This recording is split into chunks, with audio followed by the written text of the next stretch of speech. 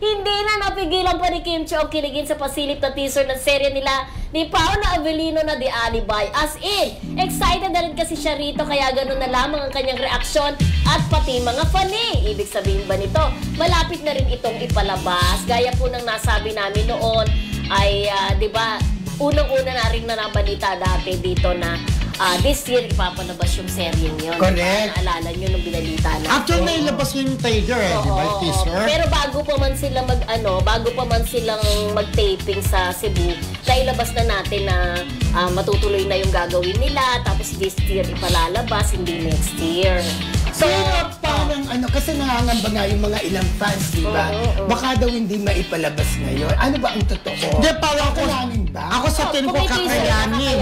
May teaser na kumbaga nasimulan na, di ba? Kumbaga, may pondo na sila kung sakali mang na ipalabas na yung... Kaya lang wala pa nga lang date kung kailan talaga. Pero maniniwala ko this year. Pero matagal-tagal din daw yung naipondo nilang kasi medyo matagal din sila sa Cebu, di ba?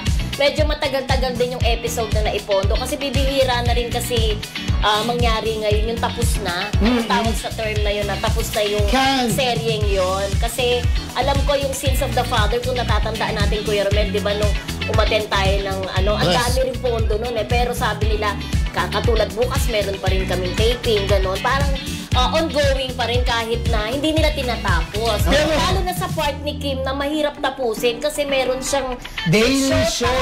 Meron siyang ASAP. Pero ang director nun, di ba si FM Reyes din? Oo, tsaka yung isa si Jojo Sagin. Kaya kumbaga, matatapos naman niya yung kaya niyang pagsabay. Kung patapos na rin yung Sins of the Father, meron na sila nakakanta ipapalabas. Pero ito ngayon alamin natin kasi may mga nagtatanong sa ating fanay kasi una daw, di ba, nag-announce ang Econin, di ba, yung The Accused or The Accuser, di ba? Tapos ngayon, wala na silang naririnig. Wala na. Medyo pareho daw ng tema ng The Alibi na parang crime, parang gano'n. So, ipinaburan daw ba ang Kim Pao over yan ang tanong ngayon. Yan ang aalamin. At saka ito pa.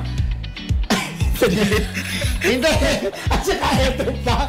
Ibang Kim Chiu raw ang mapapanood ngayon. Pero kasi, hindi ko pa nakikita yung teaser pero sa nakikita ko doon parang parang detective na nagpapagap na parang hospitality girl. Sa tingin ko lang kakaiba talaga. Kasi para umabot na, kakaiba talaga para umabot na magpumayag kang magpagupit ng baho. At si Paolo Avellino para pumayag kang magpakulot ng buhok dito. At saka yung mga promo nila, yung mga picture na nakikita ko ng mga dugo-dugo, no? Kasi nakakarime ka, patay-patayin. So iba talaga ang makikita sa Kim Pao sa teleserye nito. Ibang klase naman ng role, di ba? Like yung sa Linlang, sila doon, yung taksil-taksilan, sa What's Wrong, lambing-lambingan, pakit-cutehan, di ba? Ito naman, patayan.